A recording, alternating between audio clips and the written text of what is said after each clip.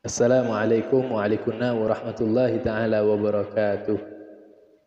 Alhamdulillah, alhamdulillahilladzi faddala bani Adam bil ilmi wal amal ala jami'il alam. Wa asyhadu an la ilaha illallah rabbul akram alladzi 'allama bil qalam 'allamal insana ma lam ya'lam. Wa asyhadu anna sayyidina Muhammadan abduhu wa rasuluh sayyidul arab wal ajam. Allahumma salli wa sallim ala sayyidina Muhammadin wa ala alihi wa sahbihi manabi'il ilmi wal hikam, amma ba'd. Bismillahirrahmanirrahim. Nawaitu ta'alluma wa ta'lima wa tadhakkura wa tadhkira wa naf'a wal intifa'a wal ifadata wal istifadata wal hatha ala tamassuki bi kitabillahi wa sunnati rasulihi wa du'a lil huda wa dalalata ala al khairi ibtigha wajhillahi wa mardatihi wa qurbihi wa thawabihi. Amin. Alhamdulillah, syukur alhamdulillah kesekian kalinya Allah sempurnakan kenikmatannya pada kita semua hingga kita pada kali ini bisa melanjutkan pelajaran kita dalam keadaan sehat, al-afiyah, dan syukur pula atas iman yang senantiasa terpatri dalam sanubari. Dan Allah memberikan hiasan atas kenikmatan iman dan kesehatan tersebut dengan dimampukannya kita membahas tentang perjalanan kehidupan dari manusia yang karenanya terbentuklah sebaik-baiknya masa. Seperti beliau pernah bersabda, khairul quruni qarni. Sebaik-baiknya masa adalah masaku. Sebaik-baiknya waktu, ya, puncak-puncak tingginya adab peradaban itu ya di zamannya baginda Rasul sallallahu alaihi wasallam. Itu peradaban yang termulia, peradaban yang tertinggi, peradaban yang termaksimal katanya Nabi. Jadi puncak-puncaknya peradaban terbaik di atas muka bumi ini adalah peradaban di mana diutusnya baginda Rasul sallallahu alaihi wasallam. Tsummal ladzina yalunahum tsummal ladzina yalunahum. Kemudian peradaban tersebut akan berlangsung, yang akan datang walaupun tidak sesempurna Nabi, dan yang akan datang pun juga tidak sempurna. Jadi statusnya menaik ya, mulai zamannya Nabi Adam terus sampai di zamannya Nabi Muhammad pada ujung puncak daripada kesempurnaan peradaban yang dibawa oleh baginda Rasul, dan kemudian statusnya akan menurun hingga yaumil qiyamah, sampai hari kiamat. Jadi kita kalau membahas Nabi Muhammad ya kita membahas peradaban yang terbaik di atas muka bumi ini. Kita membahas perjalanan yang di sana sejuta kemanfaatan, sejuta hal-hal tersirat tentang kebaikan yang bisa kita terapkan, yang bisa kita realisasikan dalam kehidupannya kita. Berarti kalau kita membahas tentang peradaban yang terbaik, kita membahas tentang bagaimana kita menjadi orang yang terbaik. Jadi, itu hal yang tersirat ketika seseorang mempelajari tentang kehidupannya baginda Nabi Muhammad. Karena semuanya dari baginda Nabi Muhammad adalah sesuatu yang baik. Alhamdulillah Allah hiasi kesehatan iman dengan kesibukan yang telah Allah gariskan kepada kita untuk bisa membahas tentang perjalanan hidup baginda Rasul sallallahu alaihi wasallam. Sampailah di pembahasan kita yang telah lalu, yaitu tulisan-tulisan atau kalimat yang ditulis oleh baginda Rasul, ya, menyuruh sahabatnya menulis surat-surat tertentu yang dikirimkan kepada para pembesar-pembesar di wilayah-wilayah tertentu. Seperti yang telah saya ceritakan, bahwasanya Allah melahirkan peradaban terbaik di atas muka bumi ini berada di Saudi Arabia yang sekarang, ya, Saudi Arabia, atau dimunculkan dari kota Mekah, kota Madinah, yang mana kalau kita lihat secara geografi dia berada di tengah-tengah daripada peradaban yang terbesar di atas muka bumi ini di zaman itu, yaitu peradaban timur yang dikuasai oleh Persia dan peradaban barat yang dikuasai oleh Romawi. Dan Nabi ini diutus oleh Allah di tengah-tengahnya. Jadi untuk ke timur atau ke barat mudah semua di situ. Dan Nabi juga mengirim surat. Nabi berdakwah ke timur dan barat sebagaimana beliau diutus untuk semesta alam. Sampailah kita pada bab selanjutnya, yaitu umara'uhu, dalam kitab yang dikarang oleh Abu Muhammad bin Alawi al-Maliki rahimahullah wa nafa'ana bihi wa bi'ulumihi wa bi'asrarihi fid dharain amin.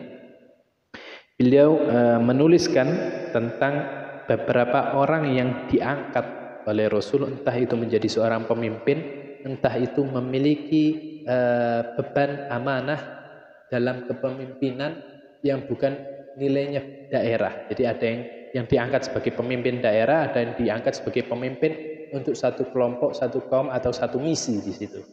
Ya, jadi pengangkatan pemimpin. Pembahasan tentang satu bab tentang pengangkatan pemimpin. Yang pertama, Abu Muhammad Al-Maliki di sini menerangkan ada 11 pengangkatan. Walaupun di akhir daripada kalimat beliau mengatakan Nabi itu mengangkat kepemimpinan itu banyak pada bidang-bidang tertentu, seperti bidang sedekah ya, kayak pengelolaan sedekah di bagian-bagian wilayah-wilayah Islam yang telah berkembang di banyak daripada jazirah Arab.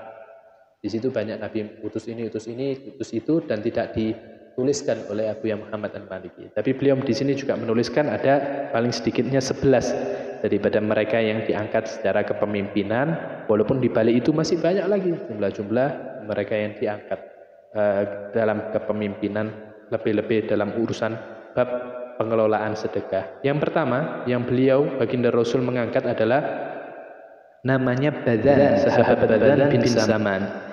Beliau diangkat menjadi seorang gubernur di negeri Yaman. Jadi seorang penguasa diangkat sama Nabi untuk bertanggung jawab di negeri Yaman. Berarti kalau sudah diberikan amanah oleh Nabi, berarti ini menunjukkan ini orang bukan orang sembarangan. Ini orang, masya Allah, ini sahabat besar, ini dipercaya sama Nabi.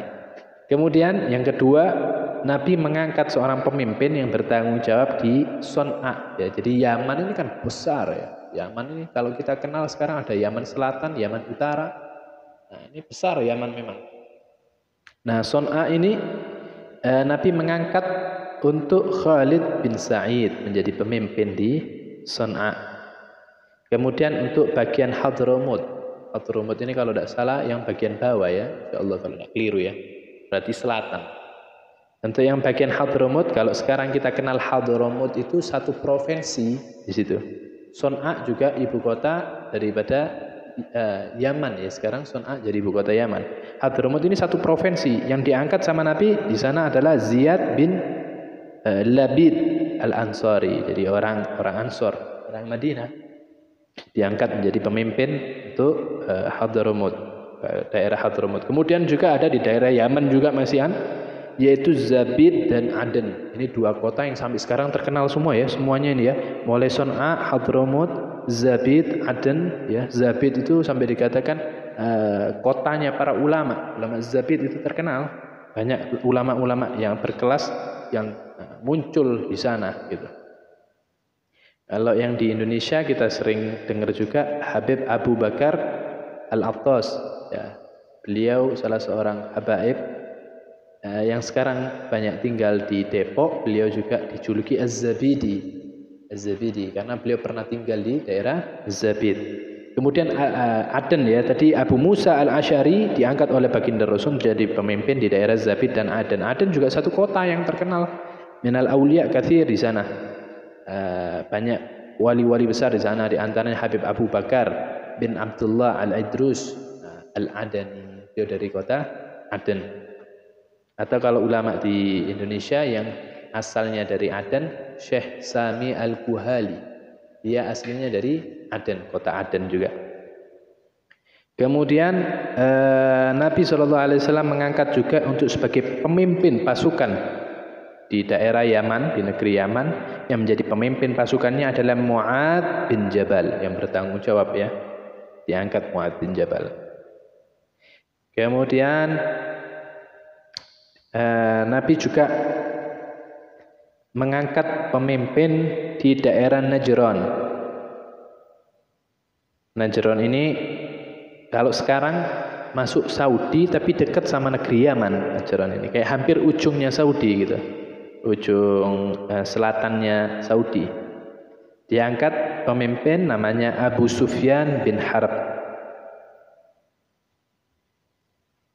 Kemudian anaknya Abu Sufyan. Jadi kalau Abu Sufyan ini dijadikan pemimpin sama Nabi di daerah timur ya, ke timur dari kota Mekah. Kalau yang ke baratnya justru anaknya yaitu Yazid bin Abi Sufyan.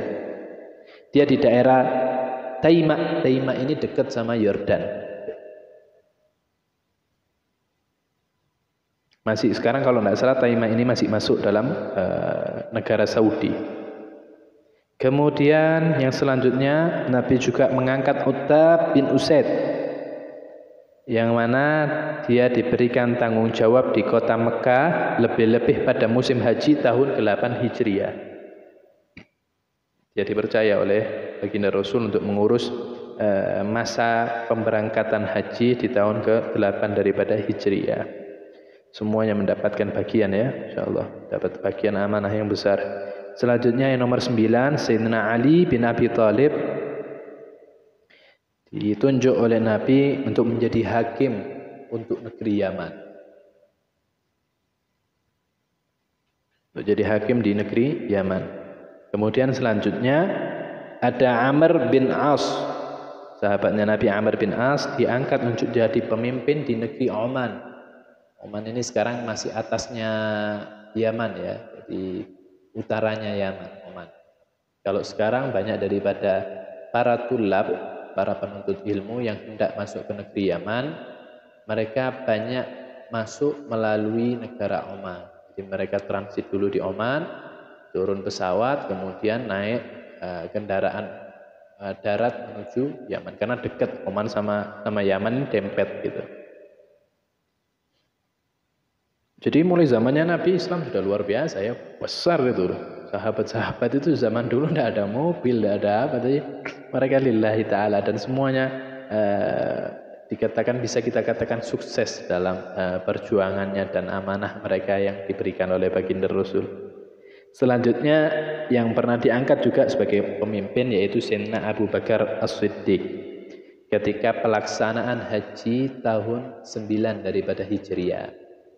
Sayyidina Abu Bakar ditunjuk untuk jadi pemimpin yang mengkondisikan pemberangkatan haji pada tahun tersebut, dan juga ditunjuk Sayyidina Ali untuk diikutkan, dan Sayyidina Ali membacakan, kalau di dalam kitab ini diterangkan Sayyidina Ali membacakan surat Baro'ah, yang mana sebagian mengatakan surat tersebut turun tak kala Sayyidina Abu Bakar ditunjuk dan berangkat untuk memenuhi tanggungannya, maka diutus kembali Sayyidina Ali untuk mengikutinya. Sebagian mengatakan untuk memperkuat akan urusannya Sayyidina Abu Bakar. Makanya sebagian mengatakan ketika Sayyidina Ali datang kepada Sayyidina Abu Bakar, ditanya, kau diutus untuk menjadi seorang pemimpin atau menjadi seorang yang menguatkan diriku saja, ya, tidak memimpin aku tapi untuk menguatkan. Karena Sayyidina Ali, saya ditunjuk untuk menguatkan saja, makmur ya, bukan menjadi amir tapi makmur. Dan yang terakhir seperti yang Al-Fakir sampaikan, banyak di antara kaum muslimin daripada sahabat yang juga diangkat-angkat pada bidang-bidang yang lain, lebih-lebih pada bidang pentasarufan, harta, sedekah. Inilah sekelumit tentang hal-hal yang berkaitan dengan pengangkatan yang dilaksanakan oleh baginda Rasul sallallahu alaihi wasallam. Dan dari sini kita bisa tahu ya, Islam ini sudah terstruktur begitu indah sejak zamannya Nabi sallallahu alaihi wasallam. Nabi mengajarkan kepada sahabatnya untuk membuat struktural organisasi yang baik, kerjasama yang baik, penunjukan yang baik.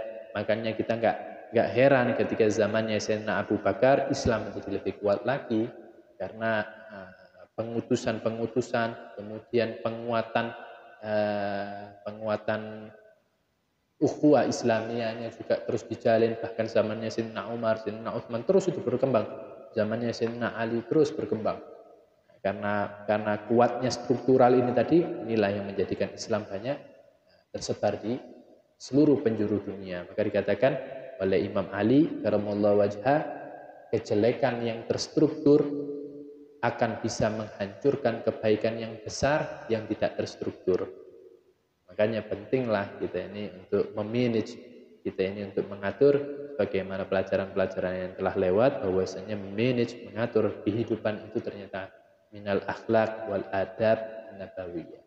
Ini termasuk daripada akhlak yang terbaik, yang terpuji, dan adab yang diajarkan oleh baginda Rasul sallallahu alaihi wasallam. Semoga Allah Subhanahu wa taala memberikan hikmah-hikmah kepada kita terhadap apa yang telah kita kaji pada malam hari ini, dan kita persilahkan bagi para pendengar, para penonton yang ingin bertanya bisa kirimkan pertanyaannya lewat Instagram maupun via WA saya langsung.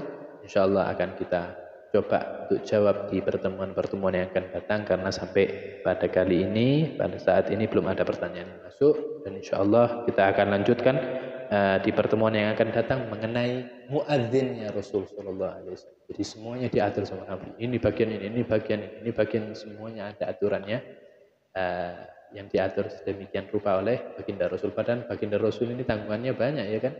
Beliau punya istri banyak, kemudian juga punya anak, tanggung jawab kepada urusan negara, urusan pangan, semua kayak menteri ya. Menteri itu semua urusannya ditanggung semua sama Nabi Muhammad SAW. Semuanya diurus, tapi dengan sedemikian rupa, dengan sedemikian rapinya, hingga menjadikan gambaran kepada mereka para sahabat sepeninggal Rasul masih bisa untuk dilanjutkan dengan kelanjutan yang luar biasa. Ini sungguh hikmah yang luar biasa bagi kita, terus mungkin di antara mereka yang menitih jalan pendidikan, kemudian jalan dakwah, kita bisa melihat bahwasanya bagaimana caranya dakwah berkelanjutan, berkesinambungan, walaupun umurnya kita terbatas hanya sampai 60 tahun. Nabi ini kan cuma 60 tahun, bahkan dakwahnya cuma 23 tahun. Dulu sebelum diangkat menjadi seorang rasul ya tidak ada dakwah. Sallallahu alaihi wa alihi. Semoga yang sedemikian ini memberikan kemanfaatan. Al-Fakir tutup dengan talqinul dzikir dan doa qunut. Bismillahirrahmanirrahim. La ilaha illallah al-mawjud fi kulli zaman. La ilaha illallah al-ma'bud fi kulli makan. لا إله إلا الله المذكور بكل لسان لا إله إلا الله المعروف بالإحسان لا إله إلا الله كل يوم هو في شان لا إله إلا الله الأمان من زوال الإيمان ومن فتنة الشيطان يا قديم الإحسان كم لك علينا من إحسانك القديم يا حنان يا منان يا رحيم يا رحمن يا غفور يا غفار اغفر لنا وارحمنا وأنت خير الراحمين وصلى الله على سيدنا محمد وعلى آله وصحبه وسلم اللهم اهدنا فيمن هديت وعافنا فيمن عافيت وتولنا فيمن توليت وبارك لنا فيما أعطيت وقنا برحمتك شر ما قضيت إنك تقضي وصلى الله على سيدنا محمد النبي وعلى آله وصحبه وسلم تقبل الله منكم والسلام عليكم ورحمة الله تعالى وبركاته.